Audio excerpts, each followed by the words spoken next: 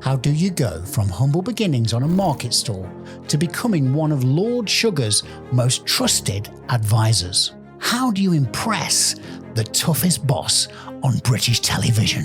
Linda Plant is famously nicknamed the Queen of Mean. On The Apprentice, her sharp instincts and no-nonsense approach have created a fearsome persona in the boardroom. But her success wasn't handed to her. Behind that tough exterior is a story of relentless ambition, resilience, and smart business moves. Leaving school at 15, she built her first multi-million-pound company before she turned 30 and became one of the first women to float a fashion brand on the London Stock Exchange. So what does Linda really look for when helping Lord Sugar choose a winner? What separates a true entrepreneur from someone who's all talk? And do you have to be mean to get ahead in business? In this episode, we reveal the mindset, the lessons, and the surprising truths behind success at the highest level. Linda Plant. So, what's your story?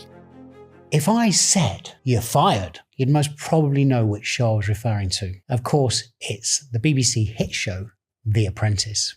As the field of contestants are filtered down by Lord Sugar and his team, they enter into the final stages, where their business plan is examined and scrutinised by a successful entrepreneur in her own right and a trusted advisor to Lord Sugar.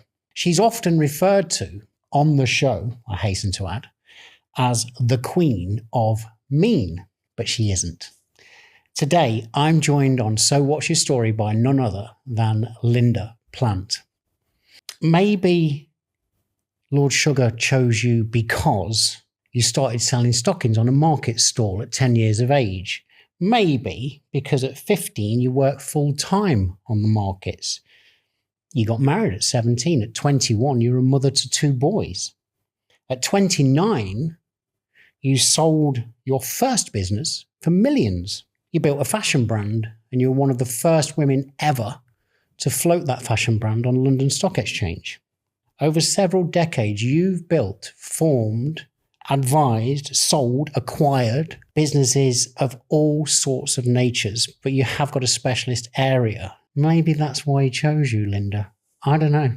Today, you are the founder and CEO of several companies, as I've already said, including Linda Plant Academy, which you're very proud of, which is shaping the next generation of business leaders. I said earlier, Linda isn't the Queen of Mean, and you're going to see why as we unravel her story.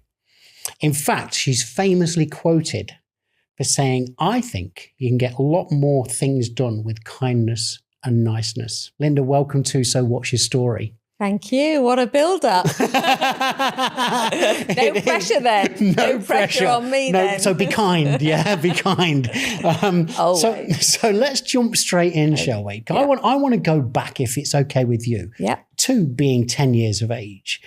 You and it was with your mum, wasn't it? Yes. So tell us about that. Well, my father was a tailor in a firm called Montague Burton's. That was two immigrants, Russian immigrants, set up a big tailoring factory. And my mother was a secretary. Wow. And we had a lodger to make ends meet. And my mum decided that in order to bolster the little bit of income a bit, we should get a stall in Dewsbury Market, which is a little market town near Leeds. And she would sell stockings because we knew a wholesaler, an immigrant from Pakistan who'd set up a hosiery business in his front room, and he was selling ladies' stockings and he would give us credit. And so Mum got a market stall, Wednesdays and Saturdays. Saturdays, my dad would help her when he could, and Wednesdays. And that was my first steps into business. Wow. And I read somewhere that if it was a good day, you earned in today's money 12.5 pence. But to you, it wasn't about the money, was it? Do you know, I'm not going to pretend that I don't like money and I don't like the lovely things it buys you. But I would say that money isn't my main motivation. It never has been. I think I'm driven, I'm motivated. And if I do something I really love, and I realized very early on, trading was for me. Yeah. Loved it. Yeah. And that's really what has always I've always been motivated by doing what I love. And actually, it must be terrible to get up every day and do something you don't love. I couldn't agree with you. Money has not been my main motivation. It's been really business. And of course, when I built Honeysuckle, that was like my baby. We'll talk more about Honeysuckle in a moment. But going back to that buzz that you got, and thinking about, because, we are going to mention The Apprentice, obviously, but this is your story. Thinking about those days of you as a youngster and then what you achieved throughout your life and still do today very, very well. Do you think it's possible to teach someone to be a great entrepreneur, or is it something you're born with? Look, I don't think it's possible to teach someone to be an entrepreneur. I think, is it something you're born with? I like to say everyone gets opportunities in life. Not everyone can be an entrepreneur, but everyone gets opportunities, because I don't say I've been lucky. I've seized opportunities, good or bad. I'm not afraid to walk through every door. And I think that's really what's been my mantra. Not everyone wants to be an entrepreneur. I think you can't teach someone to be motivated, driven to the things that make up an entrepreneur, But I think everyone can have a go. So no, not everyone can be an entrepreneur, but everybody can have a go at something. And it's interesting what you say there, isn't it?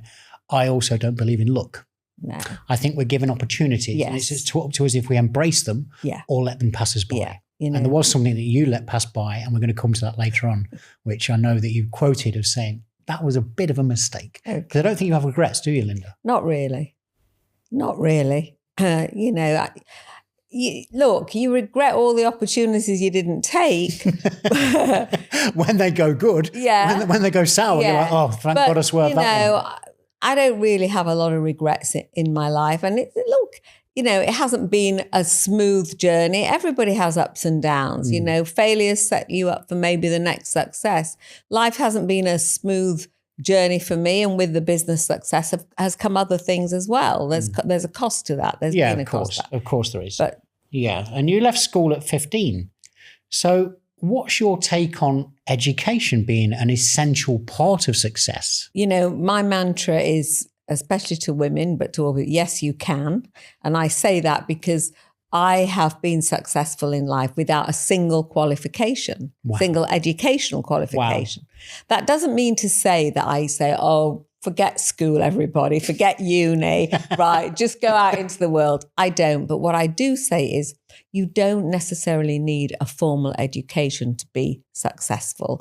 And I say that not only in the days of my days, in the days of Alan Sugar, when, we didn't have much of education, but even today, some people are very, they grab education, they love it, but it doesn't, you can make it without.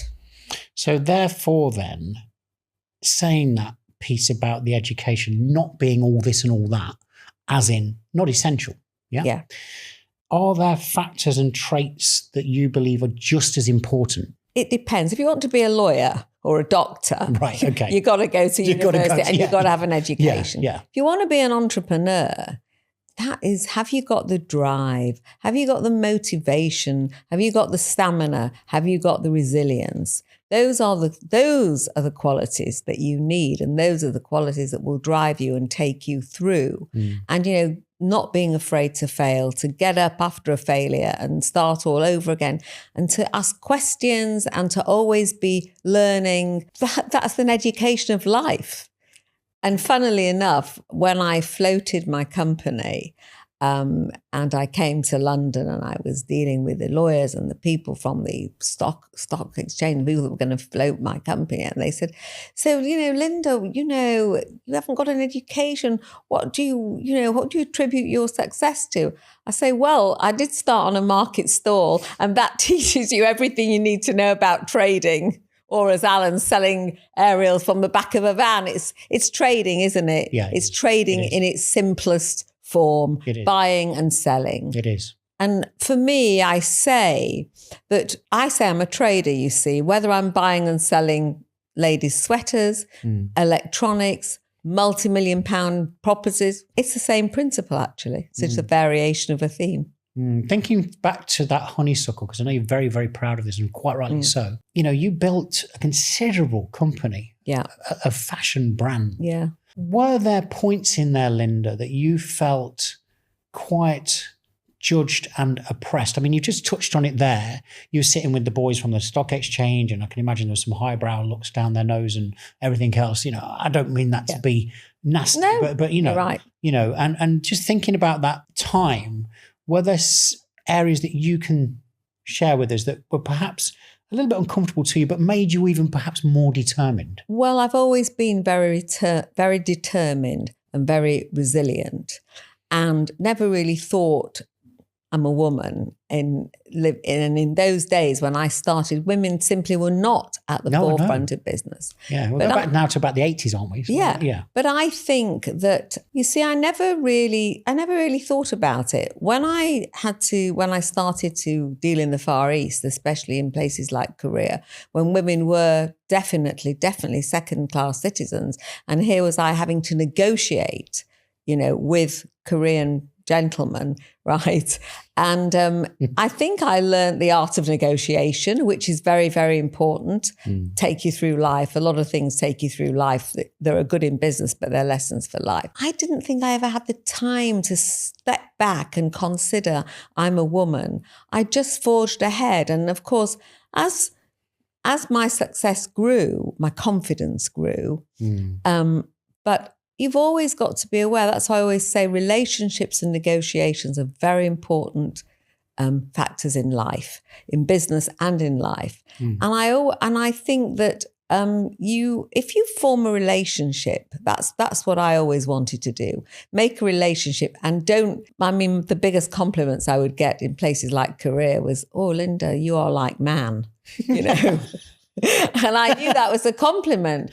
I can honestly say I didn't have the time to think too much, to analyse or to dwell. Oh, I'm a woman, and is it difficult? Probably it was, but I just forged ahead, steamrolled ahead. There'll be people watching this as well, women in particular, that are thinking, wow, I really admire Linda because she was married young. She did have two boys, two beautiful boys. You've got 3 boys, yeah? Yeah. Two beautiful boys at a young age. Yeah. So did I, by the way. Yes. And was that also balancing act for you, thinking about work, life, children? I get asked a lot about mothers. So the first thing I will say is I was very lucky because my business took me away to the Far East, and I was traveling a lot. But I had nannies, but I did have my mother and father who came in to look after my children. Wow. So from the aspect of the children, are they okay? That was taken care of. From the aspect of, did I feel guilty? And I get this a lot. Yeah, sometimes I thought I'm not the mother picking the kids up from school. I'm on a plane to Hong Kong or Bangladesh or somewhere when all the mothers are doing play dates and picking their kids up from school. But looking back now, I felt sometimes, but I just knew that my life I wasn't destined for that. I was destined to be in business. And as long as my children were okay, I was fine. And the truth is that kids are very resilient. And I say to a lot of mothers today who might feel guilty, you are laying the future, the groundwork for your children. If they want to follow in your footsteps, you're laying the groundwork for their success. And as long as the time you give, the quality you give, if you give quality, then they can survive without quantity. And, I have 3 boys now. My boys are grown men now, but my boys are very proud of me and were very proud of me. And do I think they suffered from their mother working and running a business? Not one little bit. It's an interesting point, isn't it? Because I think sometimes as parents, we can be overprotective. And then there's this argument of whether your children can stand on their own 2 feet and be independent and make decisions and everything else. But you see, I was left because my mother worked. No, I know. And so from a very early age. Yeah. You were cooking, weren't you, at 8? Yeah. I would let myself into the house. It was different days. No, I know. Quite different. Yeah. But I would let myself into the house. My mother taught me to cook. I used to cook the dinner for them. My mother taught me everything. So from an early age, I was left. It's not done you any harm, was it? It wasn't. And the truth is, my kids had their grandmother and they had a nanny. Yeah. I was left, but it made me. Yeah. I'm not going to say, look, a lot of it is within and how you are. I'm not going to say that my mother leaving me made me resilient. I was resilient. That's my character. That's my nature, But I learned to cook. Once I got married and made money, I never cooked again. But I can cook. I learned to cook. I learned to do everything. In fact, I sold my parents' house. We put it up for sale, and when the people came, I sold it. I said to my mother, I think I've sold the house. You just love it, don't you? You're just like, you're a thoroughbred. So at 29, still young. Yes. You sold your first business for a lot of money, multi-millions. Well, it wasn't. It was money. It was a lot of money then. It wouldn't be a lot today, but it certainly was a lot. It was a lot of money. It was. And the truth is, got a call from a company, and they had several other companies. And I wasn't sure if I wanted to sell really. Right. But my husband at the time, he said, we should sell. And the company promised me that I would be able to carry on exactly as I had done. Just go to London twice a year for meetings, give them profit forecasts. And that's all they would not interfere. And they were true to their word for 2 years. And then I got a call. They bought an insurance company called AutoGuard that brought them down financially. Wow. So I got a call to say, would you like your business back? I think it's interesting, isn't it? Because we could actually spend a lot of time on this subject. But, do you think it's wise in business to know? Well, firstly, do you think it's wise in business to have an exit plan? Do you think it's also wise in business to, even if you haven't got an exit plan, know when it's time to go? Yes, I do. And I think it is good to think about if you're building that kind of business, to think about an exit strategy. I didn't. I've fallen into most things because I never done a business plan in my life. I'm reading business plans now, but the truth is I wasn't so sure. But I didn't have lots of money in those days. I was making money. And my husband said, well, you should always take a profit. And he said, but Linda, and he did say, Linda, you're the business anyway. So we did take the profit. And actually, it worked out that I got the business back at 32. How did you feel then to become one of the first women ever to float a fashion brand on the London Stock Exchange? Well, it was Anita Roddick had danced across the stock exchange floor. I remember that. And that was a body shop. Yeah, I'd built Honeysuckle and I'd sold it. I'd taken it back. And in the middle of that, I had an electronics business, which I partnered with and which we sold. Anita Roddick was dancing across the stock exchange floor, and my husband said, I think it's a good idea. We should float. And that's really what I did. Wow. That's what we did. Wow. And of course, it was great for them. It was a novelty in a way, to have another woman. Because as I said to you, now women are at the forefront of business. Yeah. It's part of the tapestry of my life, isn't it? And it's really my strapline from a market stall to the stock market without a single qualification. I love that. Thinking about that though, because some people would look at this and think, okay, so Linda made a lot of money before she was 30. I know the answer to this because I've met you today, but I've also read about you before we've come into today. You're high energy. You love what you do. You're a grafter. You get stuck in. You enjoy it. Yeah. So I know that it's an obvious answer really to what I'm going to ask you. Yeah. But you'd made a lot of money at 30. Some people would say, oh, why don't you just sit back then? Why did you keep going, Linda? And why do you keep going? Because sitting back is not an option for me. It wasn't an option at 30 one, and it certainly isn't an option today. I work slightly less today, but the truth is, what was I going to do with the rest of my life? I'm not cut out. And by that time, my kids were already 9 and 10. They were going to boarding school, but I'm just not cut out for, I don't know what I'm good for apart from sort of working and business. I mean, now I do have a little bit more of a balance of life, which came with the pandemic. But truthfully, there was never a thought of retirement, and there still isn't. I will be working or I will be in business, one form or another, probably until the day I can no longer do it. So you've built several successful businesses and an empire, let's be honest. Oh. You know, how do your personal experiences shape the way you assess candidates for roles in your business, right from juniors to C-suite executives? Well, when I presume you're referring to interviews when I've done for my own personal business, not How do you assess them? Well, Are you like looking to for characteristics. Yeah, obviously, as the business grew, I didn't do all the interviews. Yeah. I did the headline, maybe, or I saw them. I like to see the person. That's very important to me, you know. And remember, because most of my recruitments in business, they were for. Obviously, if I was recruiting designers, they had to have the ability to design. Of course. But there's a general assessment. First of all, I like to look at the people. I like to feel the people. I like to see the questions they ask. You know, I don't want anyone coming in asking how many holidays they get, that kind of thing. Yeah, I'd interview one. But by the same time, I like honesty. Yeah. If you don't know, don't waffle around or, you know, wing it. Say, I don't know. So the key traits that I look for, and I mean, I look for them in the business plans now, is, you know, honesty, potential, obviously, resilience, eager. You know, when I had my importing company and I would interview designers, I mean, some of them were so excited about the thought of traveling to Hong Kong like it was a holiday. And, you know, I would say, just get that out of your head. But I've always looked at the people. Of course, you need to have the qualifications, especially depending what area you're going. Sure. But, you know, are you a team player? Have you got a good gut feel?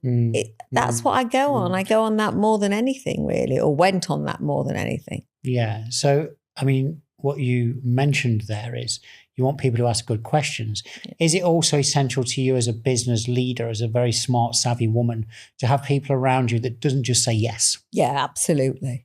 Absolutely, you know. That possibly challenge you at times. Well, that's good. You know, that is good to be challenged. And because someone who challenges you, they're interested, they want to get on. A yes person is no good, you know. And especially, you know, when you're interviewing people, and depending with my businesses, what team they were going into, I like to be challenged. Look, I wouldn't say I'm mouthy, but in a way I am. I like to speak my mind. You're a strong woman. Yeah, I'm a strong woman, and I surrounded myself with strong women. So thinking about this important role that you play in the last, is it 9-10 series? Yes. Of The Apprentice. 11th, yeah. You know, known as the Queen of Mean. We're going to come to that. I'm going to keep dropping it in I there. You know, in case anyone forgets. Yeah, a bit naughty, but you grilled the final cat. How did it all come about? Did Alan give you a ring? Or Lord Alan, sorry. Don't. Well, I met Alan in the 80s when Alan had Amstrad. I remember that. And I had Honeysuckle. Wow. And he would travel to the Far East and I would, and our paths would collide. And a couple of times we once got stranded in Kuwait for many, many hours. So I knew him quite well, not very well socially. I'd been to a couple of functions, but I knew him quite well. And then Alan lives in Florida. I have a home in Florida. He has a winter home there. And he got quite friendly with my son. I have one son who lives in Florida. Wow. So I've known him for many years, really. And then one day he called me up and he said, I need a new interviewer for the final 5, in his no-nonsense way. Well, can you do it? I need someone who's going to dig deep, expose weaknesses, and, can you do it?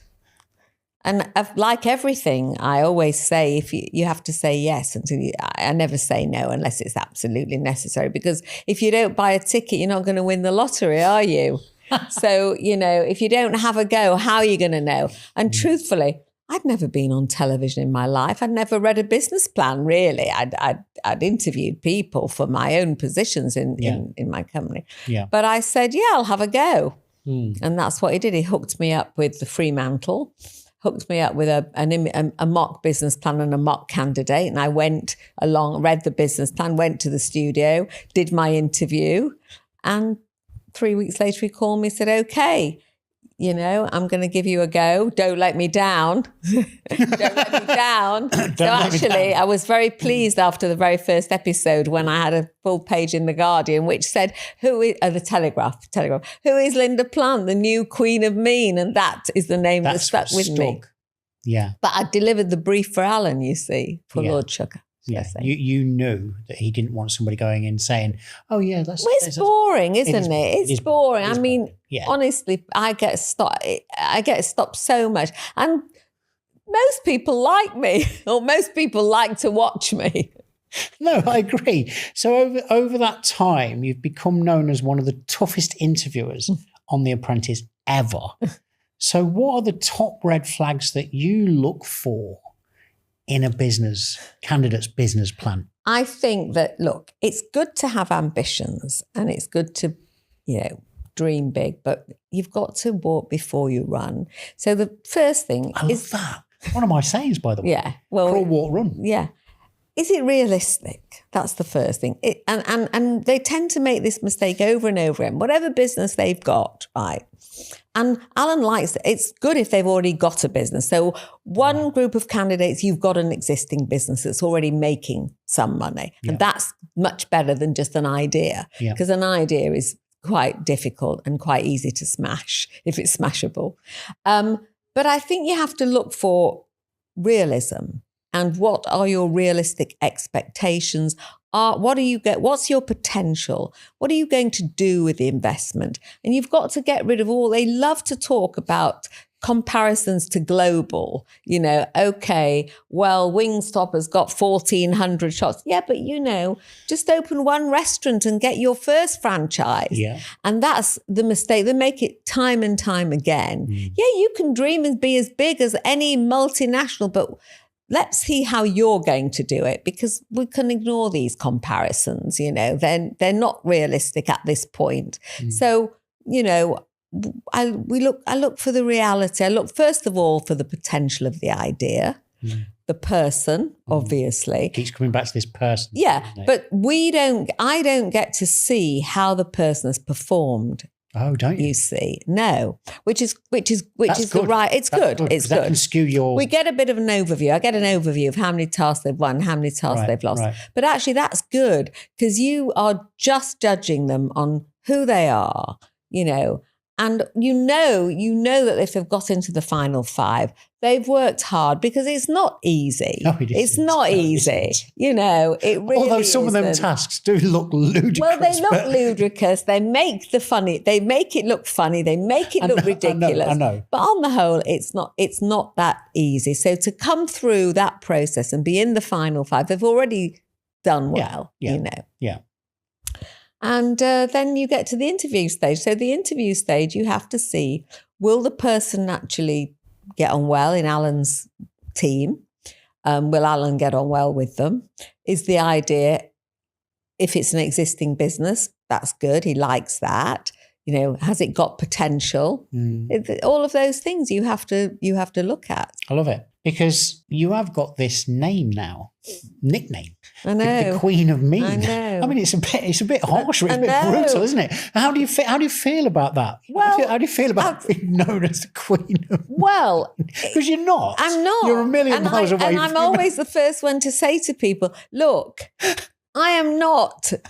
My persona on the television is the TV persona. Yeah. I am there to look for the investment for Lord Sugar. If you give me a business plan that is wreckable, I'll wreck it. That's what I'm there for. But that's not my life. So, but I remember Claudine, who I'm very, very friendly with, when I first met her just before we did The Apprentice.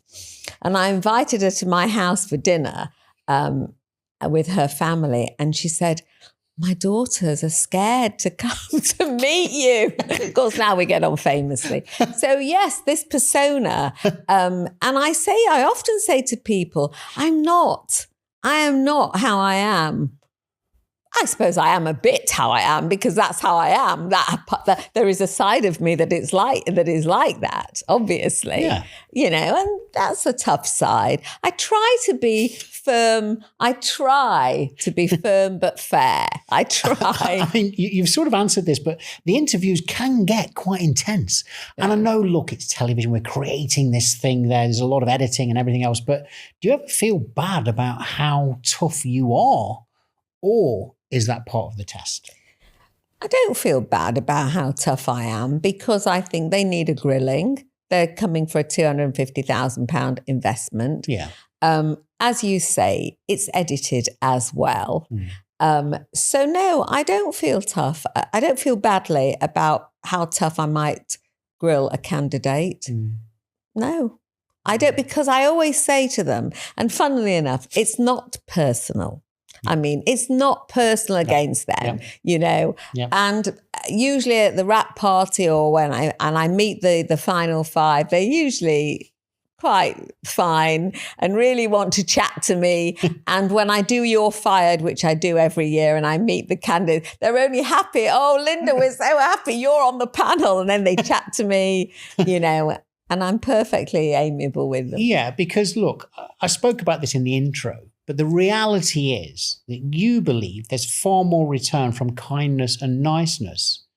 Yeah. And I just would like you to just explain why you believe that, please, Linda. Through my life, I've had to do a lot of negotiations and I've had to build relationships. And I think that you can always get much more, not 100% of the time, but 90% of the time, you get much more by sort of forming a relationship with a person, having that nice interaction. Yeah, I agree. And I just feel that's a way. If you kind of look what Donald Trump's doing at the moment, he's hopefully trying to bring the Middle East together. I'm not a person, I believe in unity, trying to unify, when I sit down to negotiate with something, and relationships, good relationships have carried me through tough times in business. So that I'm just a person that believes better to try it the nice way, build a relationship. It's not 100% every time, but that is my general feeling. Yeah, I completely agree with you, because I think if you go into anything, whether it's personal relationships, intimate relationships, family, whatever it might be, if you go in quite aggressively, it's natural for us to just put our back up and go, hang on a minute. I'm not having that. Exactly. Yeah. And funnily enough, although, people may not believe it, I am not aggressive. I do not like aggressive people. I do not go into any situation being aggressive. Quite the opposite. When I'm going into business dealings or meetings, I'm very much the opposite to being aggressive. That's not to say I won't. Yeah, I'm resilient. Hold your own. Yeah, and I'll go to a lot of lengths to get what I want. I can imagine. Try, but I think there's also this line, isn't there, of some people are super kind. And that can often be abused or perceived as weakness. And kindness is not weakness. No. And it shouldn't be played that way ever. No. Because some people, they're very kind, myself included.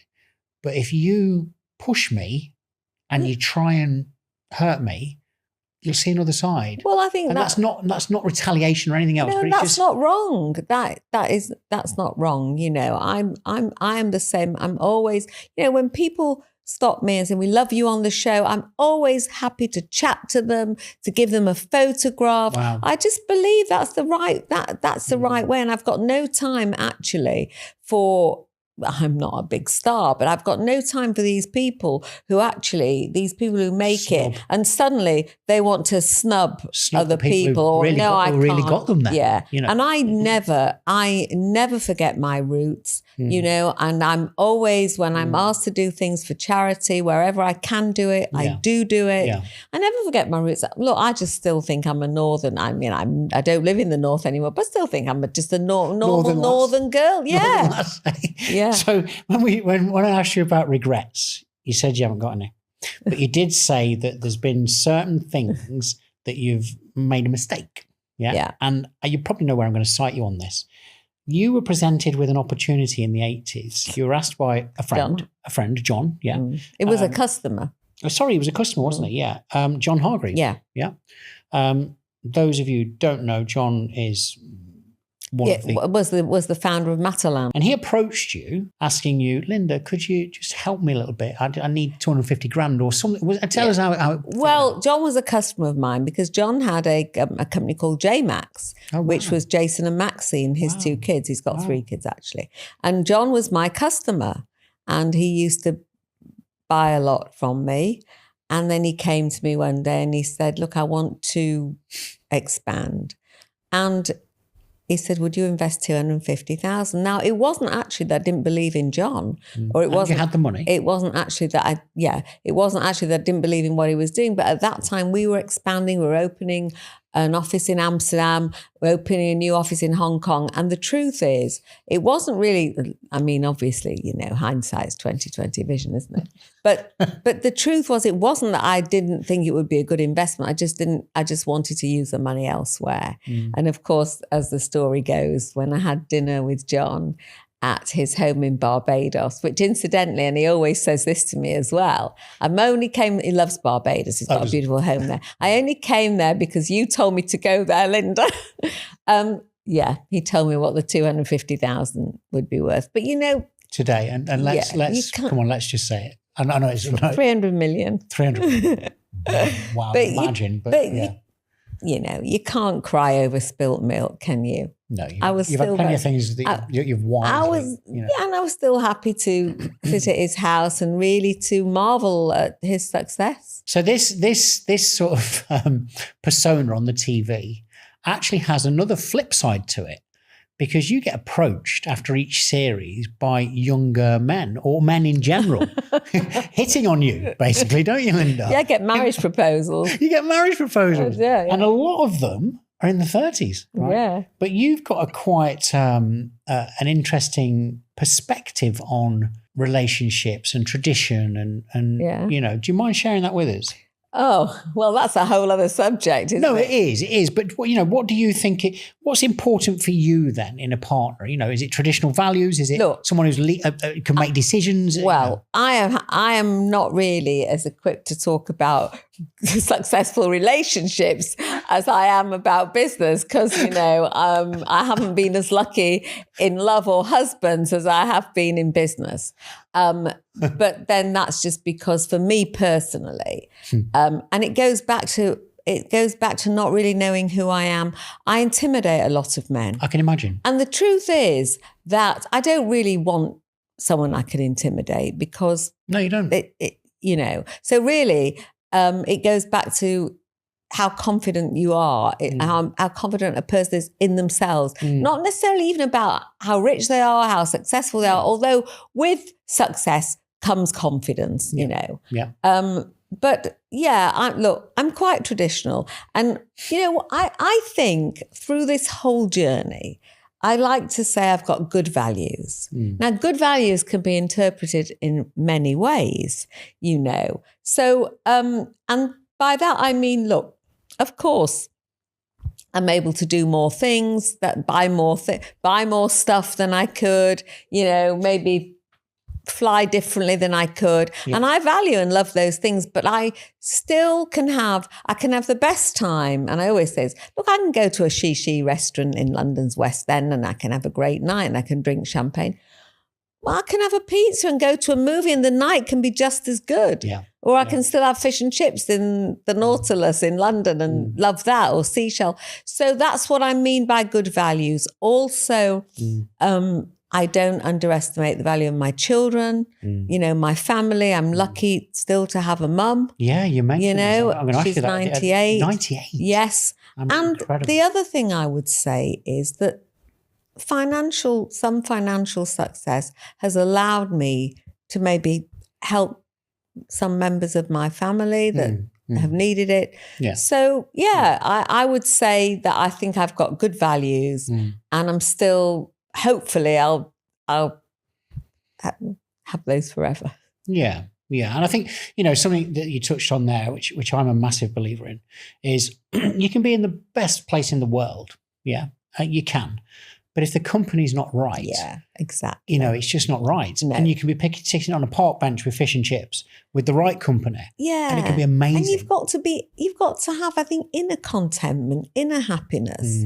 Because people can have all the money in the world, but if they're not happy inside, they're miserable. Money is lovely. Yeah. But it only adds if you've got the basics, I think. And on that point, you clearly are successful. You clearly do have financial abundance. Yeah. You've not got to worry about much financially.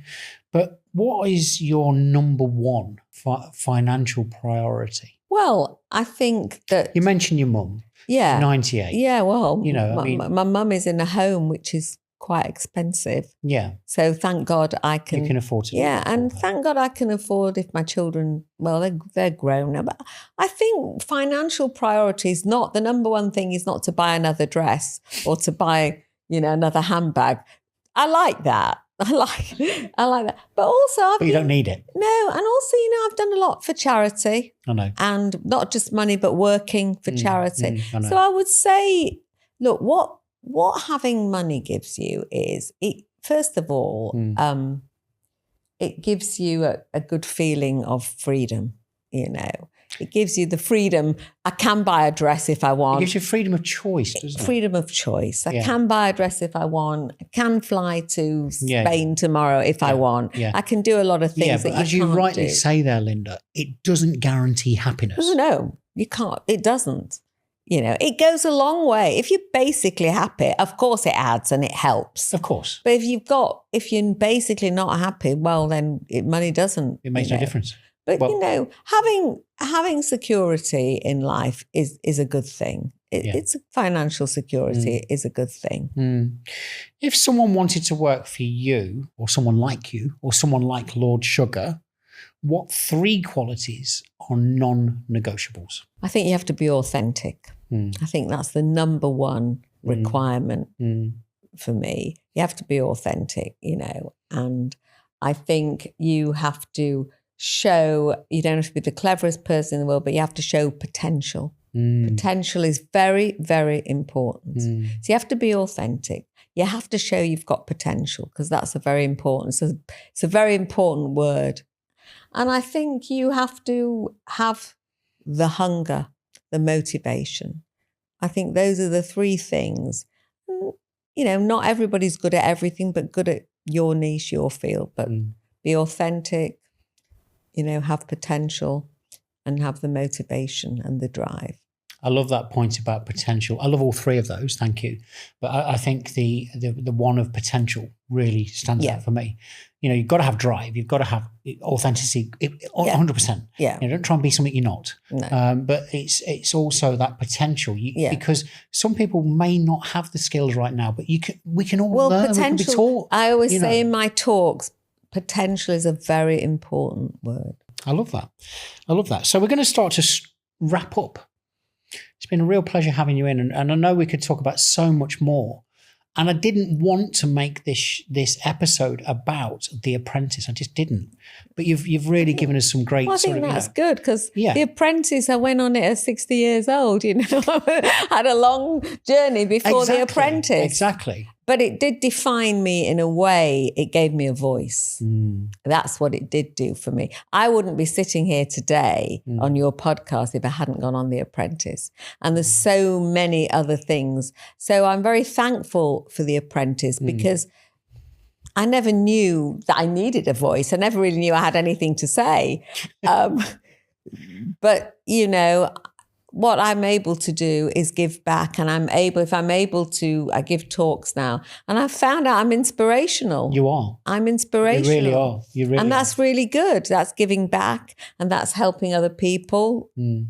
So, I thank the show for that. We talk about this authenticity, and I know I've only just met you today, and we spoke a few times on the phone. We messaged each other, but you are the real deal. And there's many things that I find very endearing about you, and that is that you're actually humble. You're polite. You're not grandiose. You don't come in demanding things.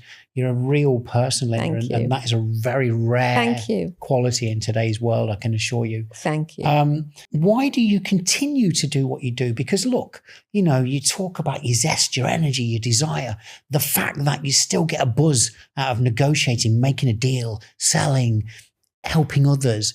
But really, why do you still do what you do? For the reasons you've just said. Is it really? Because when the pandemic came, I had an interior design arm to our property business, and I decided at that time it had to close because of the pandemic. Sure. And I started to take time out to do things I'd never done before, more time for girlfriends, go to the gym 3 times a week. Travel more, do more things. And I really like that. But I'm still involved in business. And I love it. And that's a simple reason. I don't want to retire. I don't want to retire. I love business. It's like a hobby to me. I love business. I'm not working 24/7. I'm not on a plane to Hong Kong working. Sure. I'm not. You're not. But, I've got a balanced life now. But when I'm doing a project, I'm just doing one of our own projects now. That's priority for me. Have to do that. And what would you like to achieve in the future? I'm just going to give it that, generic term that you haven't already achieved. Well, that's a hard one because I'm pretty old, so I've achieved quite a lot. You have, But you've got an academy where you're helping young. And I want to start. I want to really. I wrote a course in the pandemic. I think I want to start doing some workshops as I've become more of an inspirational speaker, and I'm attracted big crowds of women now, men and women. Yeah. And I've had an invitation to Saudi, by the Princess, which I want to go. So I think I want to start some workshops, just helping people. And, it's giving people the inspiration and the motive. You've got to have it there to start with. But just doing that, I think that's what I'd like to focus on now during these years. Continue on the journey of speaking because it's inspirational to people and it's giving people, my voice is helping them. So I want to focus on that. I want to focus on workshops and anything really in that area. So still, going on the Apprentice at the age I did, giving me a voice that I can suddenly find I'm inspirational to young people, And that's the beauty of the show. The longevity of the show is the fact that our audience is young. The majority of our audience. Alan is 78 and he's just signed. Wow. He's just signed because we're 20 years next year, and he's just signed for at least another 5 years. Wow. So I think the fact that I'm on a show which the advisors are all older, but it's a young show and people love it. They love it. No, they do. I mean, it's in its 19th. Is it 19th? Well, yeah, 20. We're in 20 years. 20 years. It's going to be 20 years next year. February 2005 it started. Yeah, so, Amazing. Well, look, I've really enjoyed today. It's been an absolute... So have I hope. Thank you. It's been an absolute pleasure. I hope it comes out an interesting podcast for people to listen to and enjoy. And I'm sure it will. But I've got one final question. Okay. How did I do today? Am I hired or am I fired? You're absolutely hired. Thank you, Linda Plant. Well, I hope you enjoyed that episode of So What's Your Story with the amazing Linda Plant. And thank you.